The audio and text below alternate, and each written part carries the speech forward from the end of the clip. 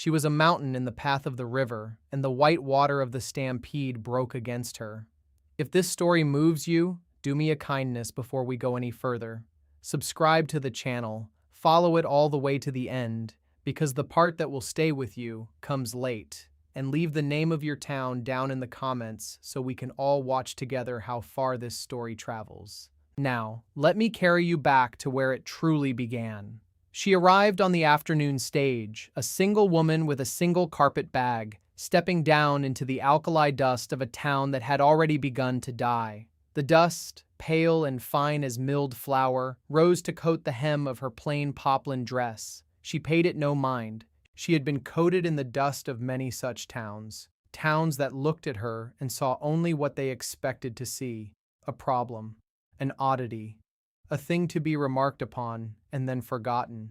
Her name was May, and she was a large woman. It was the first thing anyone ever saw, and for most, it was the last thing they cared to know. She was not just tall, but broad, built of a solidness that men of the time prized in a draft horse, but not in a woman, and certainly not in a Chinese woman. She had learned early that the world had a fixed space for a woman like her, and it was a space she could not fit. Her bigness, her color, her too-muchness. She had been called a monument, a fortress, a shadow that fell too wide. She had been told she took up too much room, ate too much food, spoke with too much quiet, and held her silence with too much weight. So she had built her own fortress, not of flesh and bone, but of stillness. She had perfected a face that showed nothing, a mask of placid indifference that she wore like armor.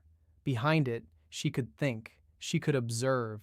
She could feel the sting of a word or the cruelty of a glance and give it nowhere to land. She had learned that a still face was a small room of her own, a place they could not enter. She expected little from the world, and the world in turn had rarely disappointed her. She came to this place, this sun-scorched ranch at the end of a long and rutted road, expecting only a season's work and then to be sent on her way, as she always was. The letter had been terse, a man's blocky script asking for a housekeeper, specifying only that the work was hard and the location remote. It was signed Silas Blackwood.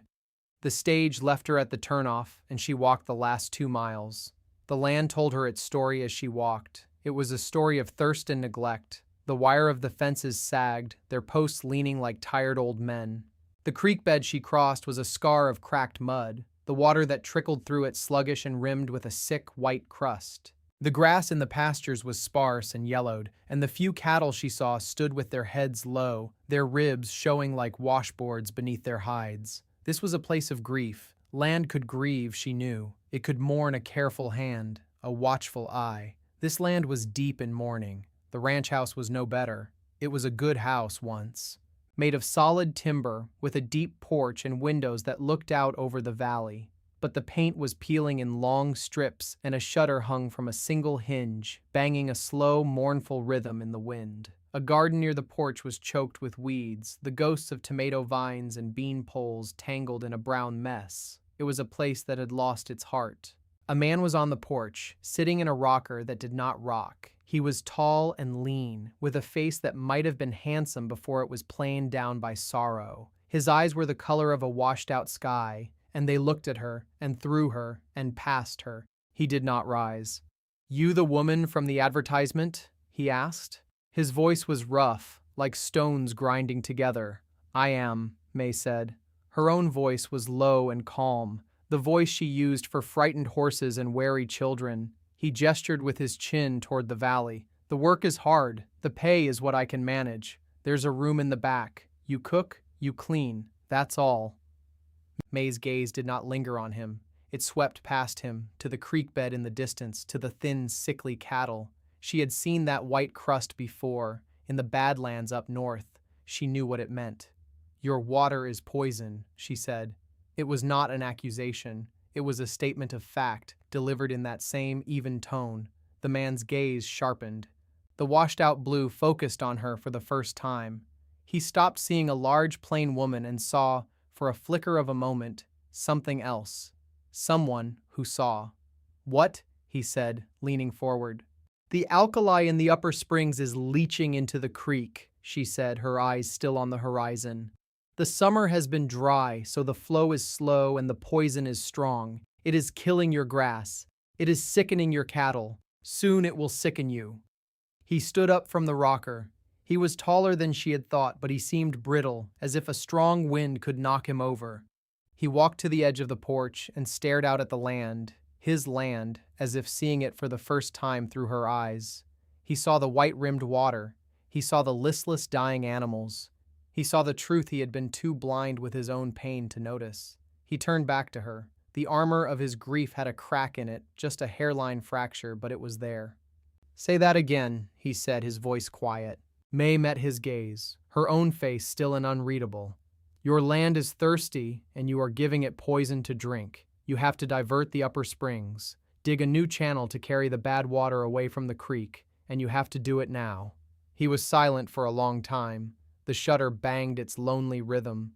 The wind whispered through the dead garden. He was a man drowning, and she had just thrown him a rope. It was not the rope he expected. It was not soft or kind. It was a rough, practical rope, and it demanded that he take hold and pull. "The room is in the back," he said again, but this time the words meant something different. They were not a dismissal. They were an acceptance, a beginning. She did not wait for him to show her the way. She walked past him, her carpet bag in hand, the worn floorboards of the porch groaning under her weight. She had been hired, not as a housekeeper, not really. She had been hired to see. The first fix was the water. Silas Blackwood had two hands, a boy of 17 named Finn, and a grizzled old-timer named Jebediah, who had lost his left arm to a threshing machine years ago. They were good men, but they were used to following orders, and Silas had not given any real orders in a year. They moved with the same weariness as the land itself. May changed that. She did not command. She simply did. She rose before the sun, and by the time Silas came out onto the porch with his tin cup of coffee, she had already walked the line of the upper springs. She had a shovel over her shoulder and a plan in her head. "The ground is softest here," she told him, pointing with her chin. "The fall is steep. A trench dug from this ridge to that ravine will carry the poison away." Jebediah spat a stream of tobacco juice into the dust. "That's a week's work for 3 men. We ain't got a week. Them cattle are fading fast."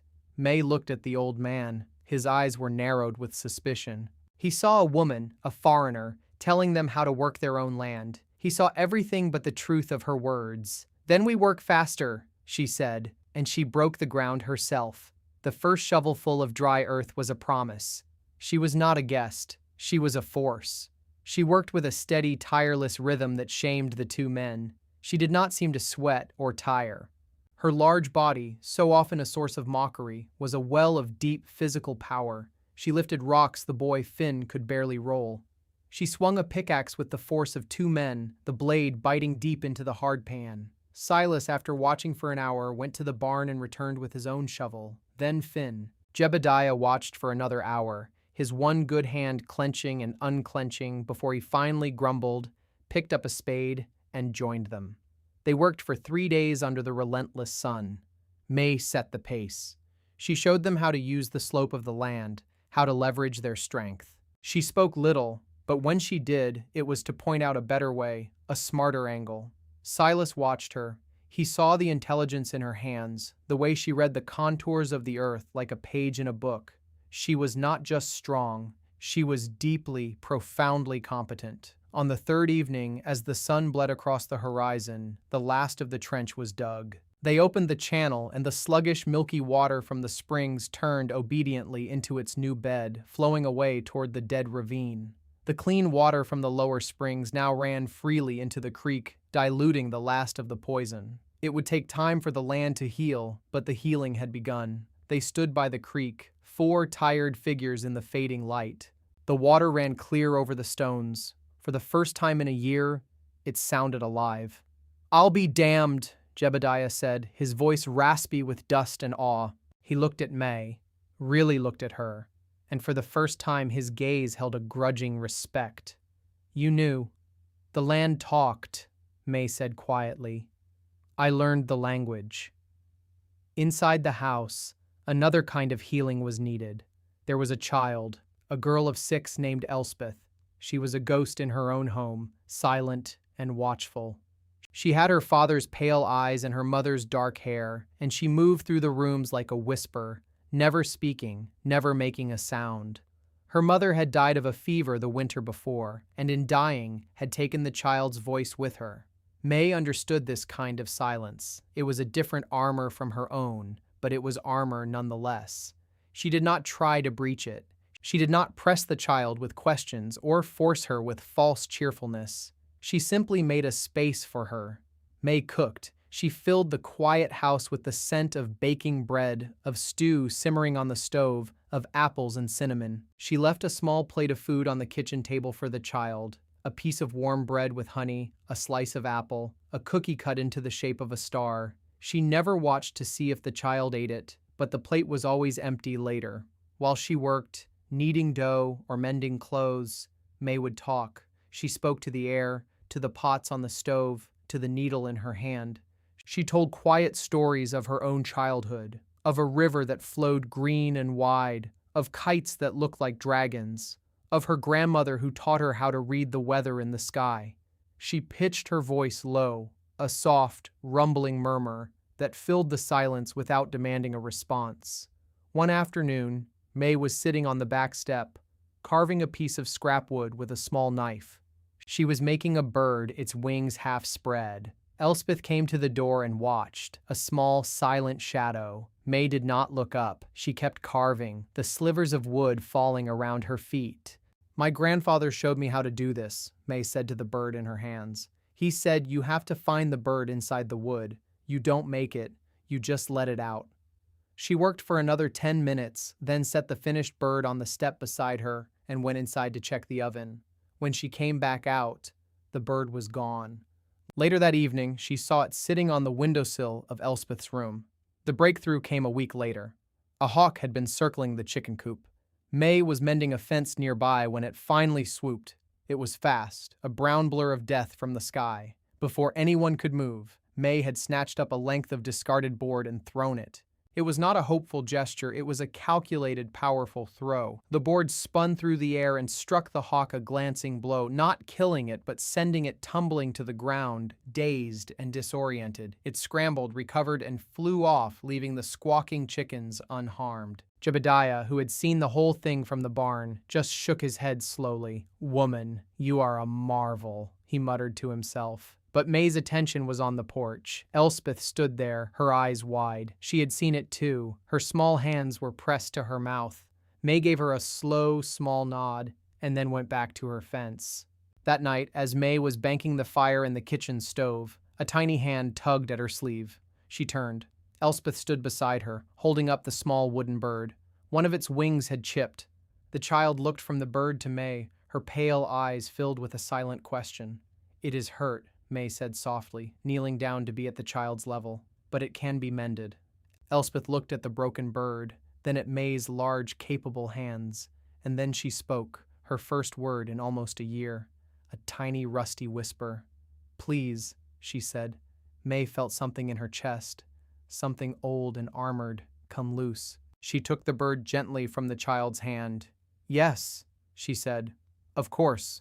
She did not smile, her face remained still, but inside her small, quiet room, a window had just been opened. With the water fixed and the cattle slowly recovering, a new kind of life began to settle over the Blackwood Ranch. It was a quiet, fragile thing, but the work continued, and with it, a new rhythm was established. It was a rhythm set by May. The house was clean. The meals were regular, the mending was done, the ledgers, which Silas had ignored for a year, were brought out. And then, one Tuesday, a fine black buggy pulled by a handsome bay horse came up the road. The man holding the reins was large, but his was a different kind of largeness from May's. He was soft and thick in the middle, his body testifying to good food and little labor. He wore a fine wool suit despite the heat, and his face was fixed with a smile that did not reach his eyes. It was a smile that looked as if it had been set there with a trowel, a mask of pleasantness that was as hard and unyielding as fired clay. This was Mr. Alistair Thornton, the president of the bank in town, the man who held the note on Silas's land. Silas met him on the porch. His face was stiff, the face of a man meeting his creditor. Jebediah, who was nearby, busied himself with a piece of harness, but his one good ear was tuned to the conversation. Silas, my friend, Thornton boomed, his voice thick and honeyed. Good to see you up and about. I was worried. The whole town has been worried. We're managing, Alistair, Silas said, his voice flat. Thornton's eyes swept the ranch, noting the cleared ditch, the healthier look of the nearby pasture. His smile tightened by a fraction. He had expected ruin. He was finding recovery. His gaze landed on May, who was coming from the chicken coop with a basket of eggs. He looked her up and down, a slow, appraising glance, the way a man looks at livestock he is considering buying. Well now, he said, his voice dripping with condescension. And what have we here? You found yourself some substantial help, Silas. A sturdy specimen indeed.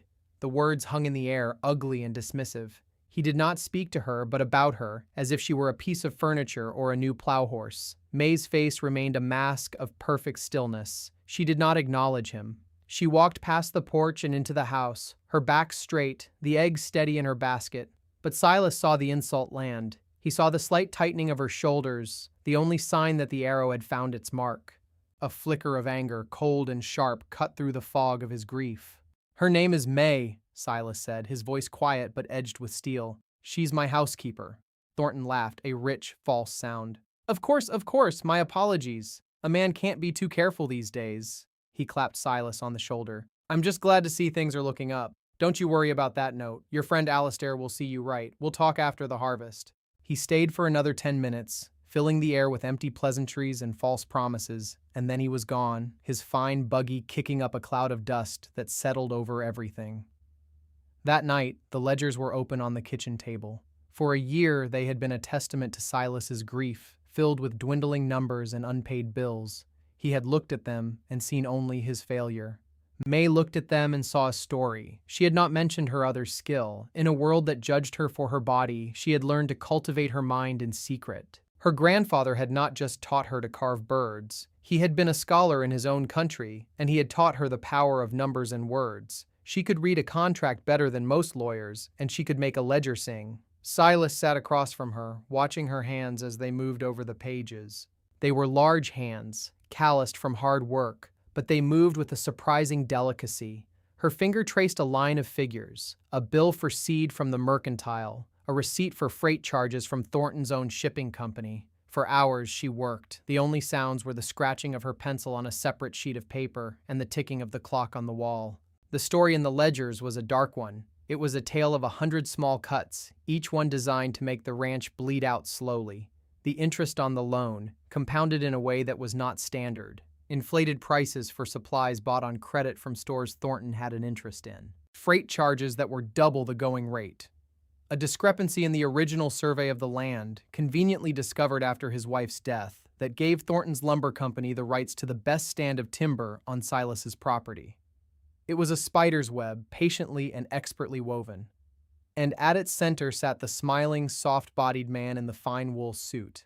Alistair Thornton had not been helping his grieving friend. He had been stripping him bare. Finally, May looked up. Her face was grim in the lamplight. He is not your friend, she said. He is a patient thief. She laid it all out for him, piece by patient piece. She showed him the doctored invoices. She showed him the clause in the loan agreement, buried in dense legal text that allowed for the interest to be recalculated at the bank's discretion. She showed him the freight bills and compared them to the standard rates she had learned from Jebediah. Silas listened, his face growing harder and colder with every word. But belief came slowly.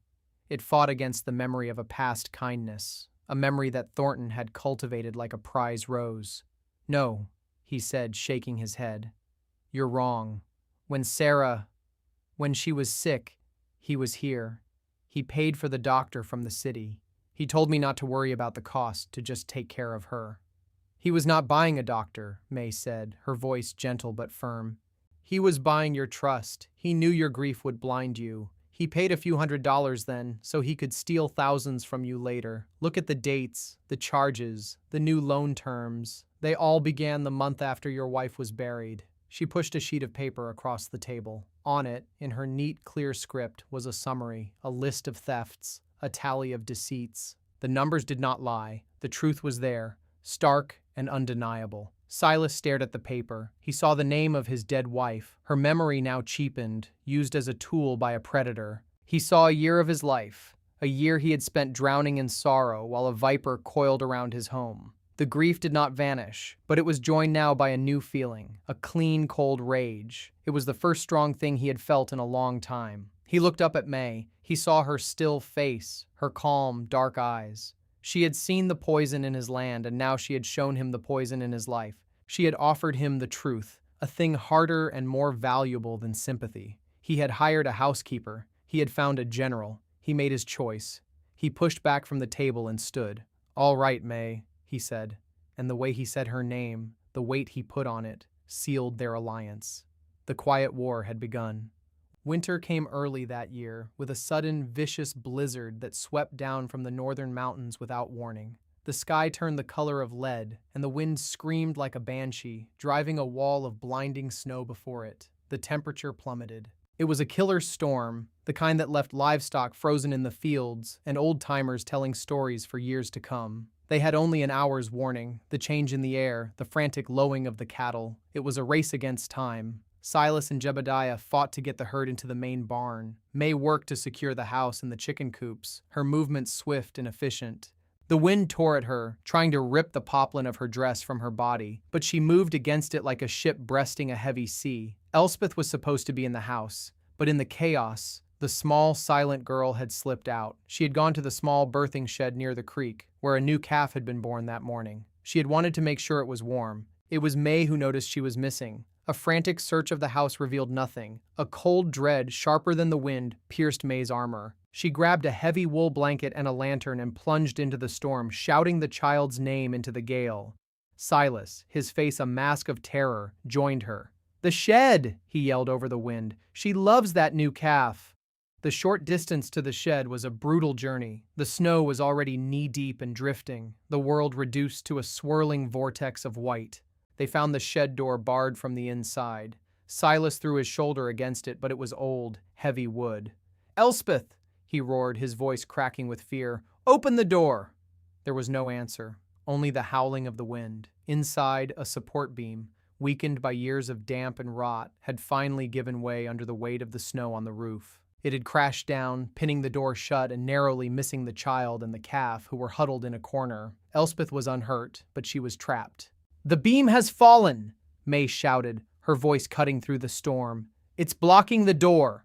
There was no time to get tools, no time to think of a clever solution. The temperature was dropping with terrifying speed. The child would freeze. Silas clawed at the door, his desperation making him clumsy. May did not hesitate. She handed him the lantern. "Hold this," she commanded. She braced her feet in the deepening snow, took a firm grip on the edge of the splintered door, and pulled. It was a feat of impossible strength. The wood groaned, nails screamed as they were torn from the frame. She was not just pulling a door, she was fighting the dead weight of the heavy roof beam that lay against it. Her muscles corded, the tendons in her neck standing out like rope. For a moment, nothing moved, and then, with a great tearing shriek of protesting wood, the door ripped away from the frame. She staggered back, the broken door in her hands, and Silas scrambled through the opening. He snatched up his daughter, who was crying silently, her face pale with cold and fear. He wrapped her in the blanket May had carried and held her tight against his chest, murmuring her name over and over. May stood for a moment, breathing heavily, the snow swirling around her. Her bigness, her strength, the thing the world had always mocked, had just saved a life. She looked at the father holding his child, a perfect, fierce circle of love against the storm, and she felt a pang of something she could not name, a deep, hollow ache of utter solitude. She turned to head back to the house, her work done. "May!" Silas's voice stopped her. He had come back out of the shed holding Elspeth. He looked at her, and his face was stripped of everything but a raw, profound gratitude. The storm raged around them, but in the small pool of light from the lantern, there was a pocket of absolute stillness. He reached out, his hand rough and calloused, and laid it on her arm. It was not a lover's touch. It was something more elemental. It was the touch of a man acknowledging a debt that could never be repaid. A touch of awe, a touch of witness. It was the first time he had touched her. "Thank you," he said. The words were simple, inadequate, but his eyes said the rest.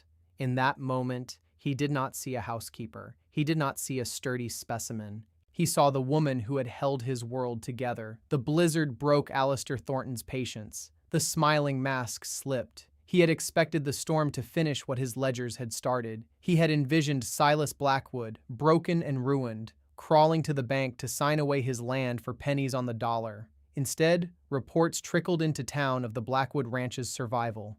The herd was safe, the family was safe. The credit for this miracle was laid, in grudging tones, by men like Jebediah at the feet of the Chinese woman. Thornton could not abide this. The woman was an anomaly, a variable he had not accounted for, and she was ruining his elegant equation of greed. He shifted his attack from the financial to the personal. He could not break her body, so he would try to break her name. The rumors started as whispers in the general store, in the pews of the church, over cups of tea in prim parlors. They were poison, tailored to the fears of the town. An unmarried woman, a foreigner no less, living in the house of a grieving widower. It was unseemly. It was improper. Tongues clucked. Eyebrows were raised. The whispers said she was a schemer, a grasping woman who had somehow bewitched the poor, grieving Silas Blackwood. They said she was after his land. They twisted her competence into cunning, her strength into a coarse and unfeminine dominance. The story spread like fire through dry grass. The champion of this campaign of whispers was a woman named Eleanor Gable, the wife of the town's preacher, Mrs. Gable was a pillar of the community, a woman of iron principles and rigid propriety. She was also a woman wounded by her own deep grief. She had lost her only son to diphtheria 5 years earlier. Her pain had hardened into a fierce, protective righteousness, a belief that the world's sorrows could be held at bay by a strict adherence to rules and decency. She heard the rumors about May and saw a threat to the moral order of the town. She saw a violation. She saw perhaps a woman who had what she had lost, a place in a home with a child. Incited by Thornton's carefully planted words of concern, she decided it was her Christian duty to intervene. She arrived at the ranch one afternoon, her back ramrod straight, her face set in a mask of grim determination. She found May in the mended garden, weeding a new row of spring peas. Mrs. Gable began, stumbling over a name she did not know and did not care to learn. I have come to speak with you about an indelicate matter. May rose slowly, wiping the dark earth from her hands onto her apron. She looked at the woman before her. She saw the expensive bombazine dress, the tightly pinned hair, the righteous anger in her eyes. But she also saw something else, something deeper. She saw the faint, dark circles of sorrow that even powder could not hide. She saw the tremor in the woman's hands, clenched around a small, useless handbag. She recognized the geography of grief. I am Mrs. Gable, the woman announced, and the women of this town are concerned. Your arrangement here is not proper. It is a source of gossip. It sets a poor example for a man in Mr. Blackwood's vulnerable state and for his poor, motherless child. May did not defend herself. She did not argue. She simply stood, her face still, and let the woman's words wash over her. She had heard these words before, in other towns, in other forms. They were the stones the world threw at anything it did not understand. When Mrs. Gable had finished, her chest heaving with indignation, the silence stretched. May's gaze drifted past her to a small, rough stone marker at the edge of the property, almost hidden by a wild rose bush. It was the grave of Silas's wife, Sarah. That is a hard thing, May said, her voice low and soft, to lose a child. The words were so unexpected, so disconnected from the woman's accusations, that Mrs. Gable was struck silent. Her righteous fury faltered. I beg your pardon? The stone, May said, nodding toward the grave. It is a mother's grave, but the deepest quiet in this house is not for her. It is for the child that came before her, the first one, the son. Mrs. Gable stared at her. No one in town knew that. Sarah and Silas Blackwood had lost a baby boy, stillborn, 2 years before Elspeth was born. It was a secret grief, a wound they had covered over and never spoken of. Silas, in a rare moment of shared sorrow, had mentioned it to May one evening. How could you know that? Mrs. Gable whispered, her composure crumbling. Grief has a shape, May said, her eyes full of a deep, ancient empathy. It leaves a hollow in a house. This house has two. I know the shape of the hollow left by a child. She did not say how she knew. She did not need to. In that moment, she was no longer a foreigner, no longer an outcast. She was a woman who understood the particular and terrible weight of an empty cradle. Eleanor Gable looked at the large, plain woman before her, and the carefully constructed walls of her righteousness dissolved. The anger drained out of her, leaving only the raw, aching sorrow that was the true foundation of her life. She saw not a threat, but a reflection of her own pain. Tears welled in her eyes, tears she had not shed in years. She did not speak. She simply turned, her back no longer quite so straight, and walked back to her buggy, shaken and profoundly changed. The public climax came on the last day of the month. Thornton, his hand forced by May's continued success, decided to foreclose. He orchestrated it as a public spectacle, a lesson to the town. He stood on the steps of his own bank, a stack of legal papers in his hand, ready to announce the auction of the Blackwood Ranch. Most of the town was there, drawn by the drama. Thornton began with a speech, his voice dripping with false sorrow. "My friends," he began, "it is with the heaviest of hearts that I stand before you today. Our dear friend Silas Blackwood, a man struck low by tragedy, has fallen on hard times. Despite all my efforts to assist him, the bank must do its duty." Silas stood near the back of the crowd, his face grim.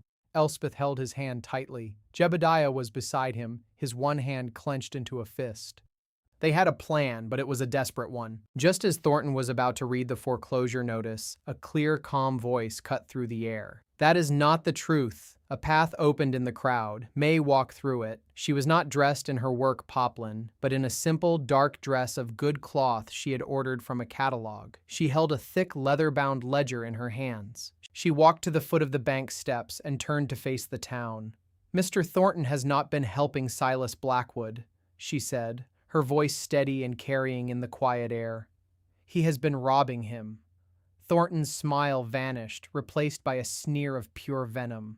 "What is the meaning of this? This woman has no standing here. She is a meddling outsider." "I have the numbers," May said. She opened the ledger, and then calmly and methodically she began to read. She did not raise her voice. She did not use rhetoric. She simply stated the facts. On May 10th, a charge for 300 pounds of seed, at a price 20% above the mercantile's own listed price. On June 3rd, a freight bill for delivery of fencing wire, charging for a full wagon when only half was used. On July 12th, a recalculation of loan interest, citing a clause hidden on page 7, paragraph 4, of the agreement signed by Mr. Blackwood 1 week after his wife's funeral. She went on. For 10 minutes she read from the ledger. She laid out the entire fraudulent scheme, line by line, date by date. The overcharges, the false bills, the predatory legal clauses. It was a cold, precise, and utterly damning indictment. The crowd listened, their expressions shifting from curiosity to shock and then to anger. They had all dealt with Thornton's bank.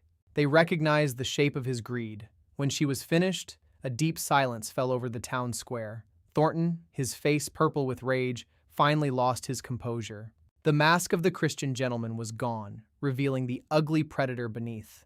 "Lies!" he shrieked, pointing a trembling finger at May. "The ramblings of an interfering, oversized peasant. Who are you going to believe? Me? Or this yellow interloper?" The ugly words, the racial slur, hung in the air, and in that moment another woman stepped forward. It was Eleanor Gable. She walked to May's side and placed a hand on her arm. "I believe her," Mrs. Gable said, her voice ringing with newfound conviction. She turned to the crowd, to the women whose opinions she had once commanded. "This woman, May, showed me a kindness I did not deserve. She saw a truth I had hidden even from myself. Her heart is true. His," she said, turning a look of utter contempt on Thornton, "is a den of thieves." That broke the dam. Jebediah stepped forward. "She speaks the gospel truth. I seen the freight bills myself." Another rancher shouted his agreement, then another. The townspeople, who had all suffered in small ways under Thornton's thumb, surged forward, a low growl rising from the crowd. Alistair Thornton, for the first time in his life, looked afraid. His power, built on a foundation of lies and intimidation, had crumbled to dust in the face of one woman's quiet, unshakable truth. He was ruined. 2 years passed. 2 cycles of seasons, of planting and harvest, of snow and sun. The Blackwood Ranch, once a place of grief and neglect, was transformed. It was no longer called Silas's Folly in hushed tones. It was known throughout the valley as the Sanctuary. The cattle were fat and healthy, the fences were straight and strong, and the creek ran clear and bright. The garden overflowed with vegetables and flowers, and the house, freshly painted a warm, welcoming yellow, was a showplace. This transformation was May's work. Her quiet competence had been the seed from which it all grew. She was the undisputed heart of the place. Elspeth, no longer silent, was a bright, chattering girl who shadowed May's every step, her small hand often tucked into May's large one. Jebediah took May's word as law, defending her with the fierce loyalty of a convert. And in town, May had found an unlikely and powerful friend in Eleanor Gable, the two women bound by a shared understanding of sorrow and resilience. May had found a home. The armor of her still face was still there, but it was lighter now. Sometimes when Elspeth told a funny story, the corner of her mouth would twitch. Sometimes when she looked out over the thriving land, a deep, quiet peace would settle in her eyes. She had stopped expecting to be sent away. One evening in late summer, she was sitting on the porch steps, watching the sun set. The light was long and gold, bathing the entire valley in a soft, hazy glow. Silas came and sat beside her. He was a different man from the brittle, grief-stricken figure she had first met. The sorrow was still there, a part of him always, but it no longer defined him. His shoulders were straight, his eyes were clear, and he moved with the quiet confidence of a man who knew his own worth again. They sat in comfortable silence for a long time, watching the colors of the sky deepen from gold to rose to violet. "I was thinking today," Silas said finally, his voice low, "about the day you came. I just wanted someone to cook my meals and sweep the floors. I thought I was hiring a housekeeper." He shook his head, a small, wondering smile on his face. "I had no idea I was hiring the woman who would save my life." He turned to look at her, his gaze direct and full of a quiet intensity. "You saw the poison in the water. You faced down that blizzard. You gave me back my daughter's voice. You fought a man who owned the whole town, and you broke him with the truth. Everything we have, everything we've become, it's because of you, May." He paused, gathering his thoughts. "The world, men like Thornton, they looked at you and they saw your size, your strength, your stillness. They called you too much. They thought it was a weakness, a thing to be mocked." His voice grew thick with emotion. "They were fools. Your bigness was what tore that door from its frame and saved my child. Your strength was what dug that ditch and saved my land. Your stubborn, silent too-muchness was the rock that my whole world was breaking on, and you held, you saved us all." He reached into his pocket and pulled out a folded piece of paper. It was a new deed. He unfolded it in the fading light. "This place is yours as much as it is mine. More, maybe. I went to the courthouse today. The sanctuary, owned by Silas Blackwood and May." He faltered on her last name, realizing he had never asked it. It didn't matter. "This isn't payment," he said, his voice earnest. "And I'm not asking you to stay because I need you to run this ranch. Jeb and I can manage now thanks to you. I'm asking you to stay because this is your home, because Elspeth loves you, because I love you. I'm asking you to be my partner in this land, in this life, by choice." He held out the deed. He was offering her a place, a name, a future. He was offering her everything she had never allowed herself to want. May looked at his face, at the hope and fear and love shining in his eyes. She looked at the deed, at her name written next to his, and she felt it. A lifetime of armor, of insults and injuries, of being too big, too plain, too much. The old heavy fortress she had built around her heart. She felt it crack. She felt it splinter. And then, in the quiet of the long gold light, she felt it fall away, turning to dust and scattering on the gentle evening breeze. For the first time in her life, she felt light. She felt seen. She felt enough. She turned to him, and a real, true smile, a thing of breathtaking beauty, lit up her face. "Yes,